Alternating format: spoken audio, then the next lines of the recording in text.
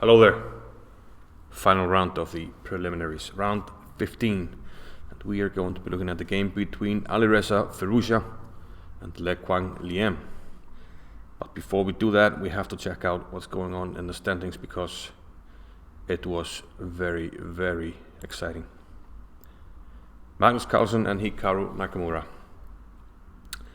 They look almost certain to qualify in in places 1 and 2. You only need to be in the top 8 out of the 16 players to qualify for the knockouts. And at the moment, Maxime Vachier-Lagrave, Radjabov and Anish Giri fighting on the bubble. Now, before we look at the game, I can tell you that most of these games ended in a draw. But we're going to look at Quang Liem against Alireza. So Quang Liem needs to win. Alireza, a draw should suffice, and he has the white pieces. So let's dive into the game. Alireza with white, he opens with knight f3. Probably intending to play a solid game here. e3 unsettles the bishop, bishop d2, and bishop f5 by black. Very sensible approach. He's essentially playing the London system with colors reversed. Those that play the London system will know this system of development.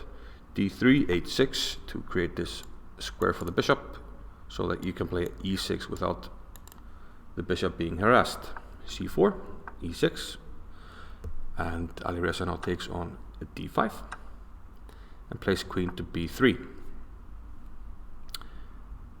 Attacking the pawn at b7, very often a common feature that when the bishop comes out early that you can attack this pawn. But black is happy to play here, and the trade is actually usually in black's favor. Alireza did not take. If you take, this structure is actually quite good for black. He can play b5 and play around it, and he has an open a file here. And black is doing fine here.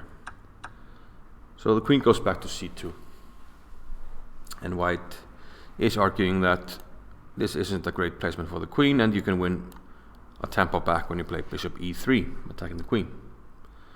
Black got on with development, bishop e7, getting ready to castle. Don't know what was coming out of my mouth there.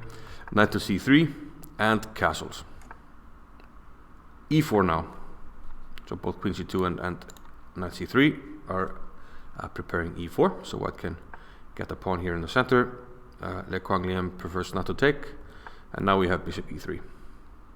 Queen has to move, and it goes to a6, and the idea here is to put some pressure on white's position. We have this queen and the bishop lining up here for some pressure, and later maybe you want to put a rook on the d file. Hope that something can happen tactically. But okay, for now we finish development. Alireza takes on d5 and plays queen b3. The queen on c2 was preparing e4, but now you kind of don't need it there no longer. You want to get out of this, so you can play d4, and also black would probably put a rook on the half open file, so the queen is not going to be well placed there. First there's a rook f2 d8, and now Alireza goes for the trade, and that's probably a sensible decision given that a draw should suffice for him to qualify. Nonetheless, needing a win, Quang Liem goes for the queen trade. It's hard to find a good square for the queen, so he's kind of forced to go into the straight, a3, and then the rook on the open file. But it must be said, even though black is solid, there's nothing special going on here. But black must try something, so he goes g5 here. Clearly trying to create some imbalances in the position to play for something. Obviously threatening to win a piece right away. So knight comes into d4, a nice square for the knight. We have g4, gaining some space. The bishop goes back, and king g7. The pawn had to be protected here. Bishop f4, slightly improving the bishop. Bishop c5, attacking the centralized knight, who retreats. And now d4, grabbing some space. Perhaps at some stage it was possible for Alireza to play d4 at some stage to get a more equalish type position, but things are still relatively around equal here. Bishop b6. But this gives black more space, so black has gained a little something, but not much. Bishop d2. Attack on the pawn on b7. Well, this is well, defended directly here by knight c5, but there's a trade-off. And now it's defended indirectly, because if you take, I can go here, attack your knight, attack your pawn. So rook c1 was preferred by Alireza. Another trade, and the rook can't take back because of this, and now knight d5. Closing the diagonal, and again indirectly protecting the pawn. And Alireza naturally goes for more trades. A draw is good for him.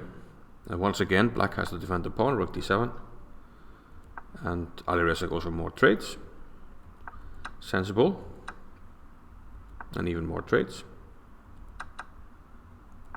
So this should move the position closer to a draw. Black, of course, wants to now penetrate with the rook, but white will not allow that. Plays king f2. And bishop c7 now. And that's probably a key trade if you want to try for something. Our bishop is quite okay because we're attacking a weakness. So this is probably the worst bishop for black. So you want to trade it off. And this will also, after the trade, let's see the trade actually, which happened. White didn't really have a choice. Now this opens up some opportunities. For instance, the rook could in some cases penetrate here on the e3 square, which was not available before. Rook d2. Can't allow the penetration. King f6, bishop d2, b6. Yeah, we can mention that a bit earlier, after the game, Quang Liem mentioned that Alireza could have played his king from f1 to e2, and he was probably in time to sort of block any advances of black. But now he's struggling a little bit. Black has more space, more active pieces. He has a weakness that he can maybe attack. So black is at least trying here. Rook e6. So for the moment he's sort of probing, not finding a way to improve the position. So we see some moves that perhaps don't make much sense, but now finally he enters with the rook on e3.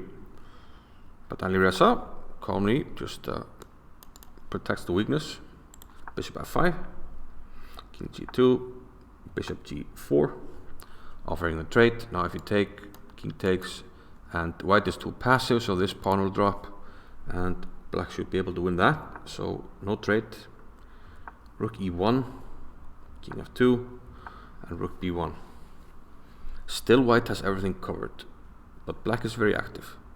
Can he do something more? That's the question. After a3, a5, bishop d2, bishop e6. Still we have this probing, just trying to move the pieces around, wait for a good opportunity. Bishop to f5 here. Again, the bishop back and forth. Black puts the pawn on a dark square. Here we should know the Capablanca rule. Put the pawns on the opposite color of your bishop. That way they can't be attacked.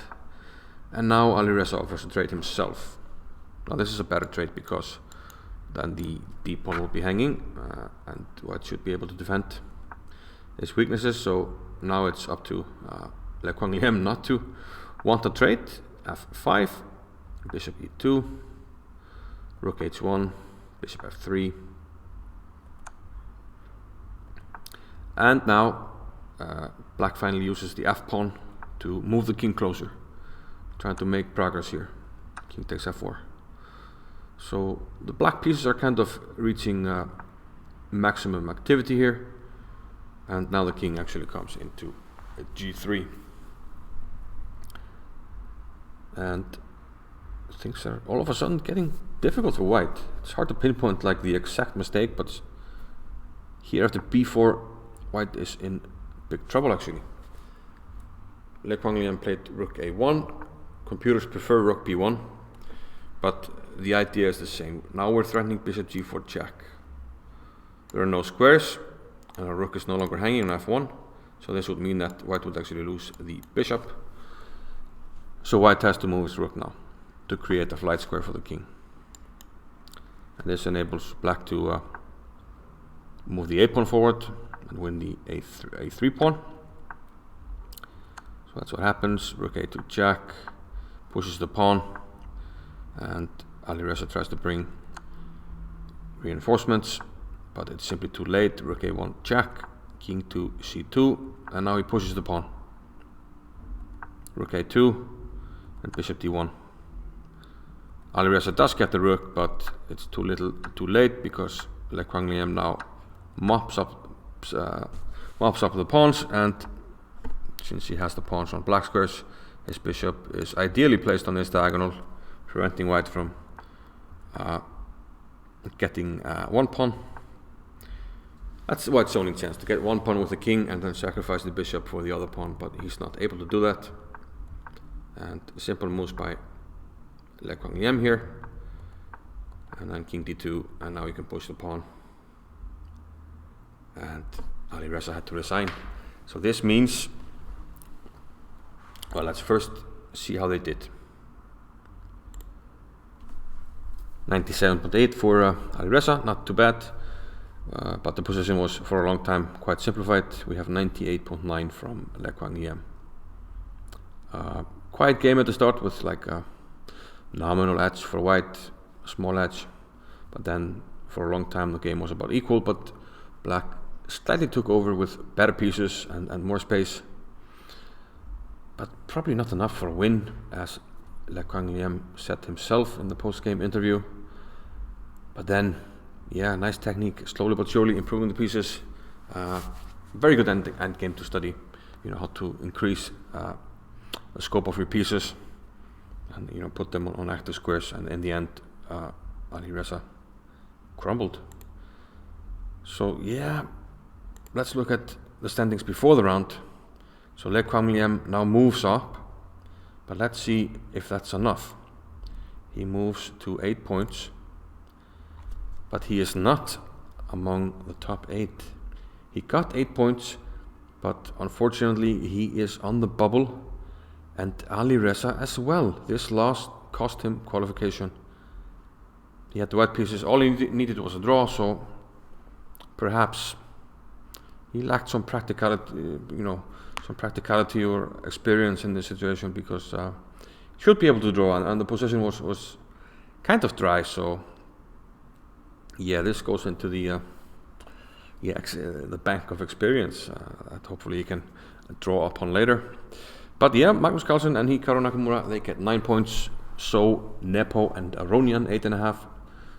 Good third day for Aronian, and Radjabov riding his fantastic day too, qualifies as well, along with MVL and Anish Giri, who survives despite 2 tough losses in a row on day 3 by the skin of his teeth.